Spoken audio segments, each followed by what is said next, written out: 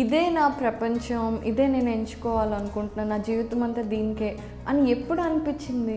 సంగీతం మ్యూజిక్ కాలేజ్లో చేరిన తర్వాత కొంతమంది మా సీనియర్స్ నాతో పాటు విజయశంకర్ అని ఉండేవాడు, సత్యనారాయణ గారని, ఇలా కొంతమంది నాకన్నా సీనియర్స్ ఉండేవాళ్ళు అనమాట.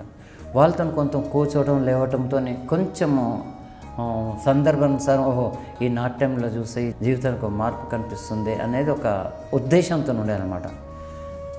తర్వాత ఇంకా ఐఎస్ నాకు ఇన్ఫ్లుయెన్స్ అయినది ఏంటంటే ఆ రోజుల్లో కొన్ని సినిమాలు కూడా మా మీద పడ్డ ప్రభావం ఉంది.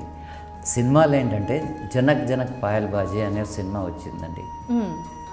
శాంతారాం గారు అని తీశారు. అందులో గోపీకృష్ణ అనే మహానుభావుడు, ఆయన గొప్ప నృత్యకారుడు, ఆయన దానిలో నాట్యం చేసేవాడు. అంటే ఆ డాన్స్ చూస్తూనే చాలు మా ఒంటి మీద ఇట్లా అప్పుడులోనే ఇలా వచ్చేసి అనమాట.